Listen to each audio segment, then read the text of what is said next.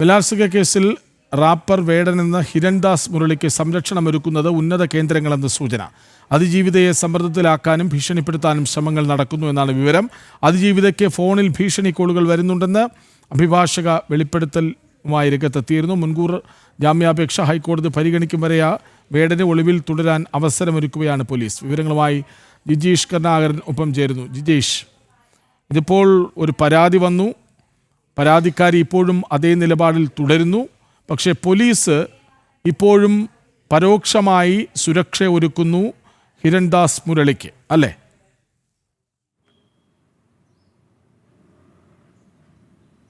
കൃഷ്ണരാജ, കൃത്യമായി തന്നെ ഈ ആരോപണ വിധേയനെ ഇല്ലെങ്കിൽ പ്രതിയേർക്കപ്പെട്ടയാളെ വേടനെ സംരക്ഷിക്കുന്ന ഒരു നിലപാടിൽ തന്നെയാണ് ചില കേന്ദ്രങ്ങൾ, കൃത്യമായ ഉന്നത കേന്ദ്രങ്ങൾ ഇടപെടുന്നത്. ഒപ്പം തന്നെ പോലീസ് അവർക്ക് വേണ്ടി പ്രവർത്തിക്കുന്നു എന്ന് മനസ്സിലാക്കാവുന്ന തരത്തിലുള്ള ഇടപെടലുകൾ തന്നെയാണ് പോലീസിന്റെ ഭാഗത്തു നിന്നും ഉണ്ടാകുന്നത്. കാരണം ഒരു അതിജീവിത പരാതി നൽകി ഇത്രയും ദിവസം കഴിഞ്ഞിരിക്കുന്നു.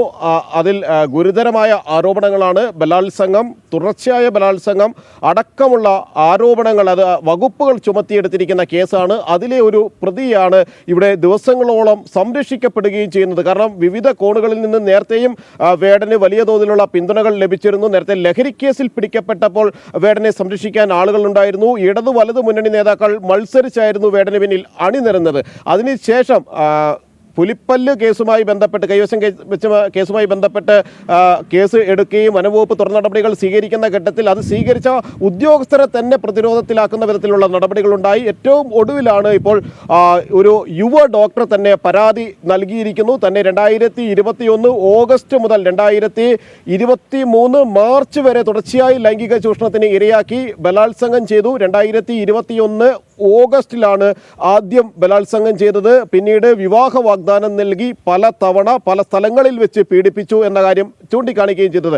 അങ്ങനെ നിരന്തരമായ ലൈംഗിക ചൂഷണത്തിന് ഇരയായ ഒരു യുവതി നൽകിയ പരാതിയെ പോലും ഗൗരവത്തിലെടുത്ത് നടപടിയിലേക്ക് കടക്കുന്നില്ല എന്നതാണ് ഇതിലെ ഏറ്റവും പ്രധാനപ്പെട്ട ഒരു വിരോധാഭാസം എന്ന് പറയുന്നത്.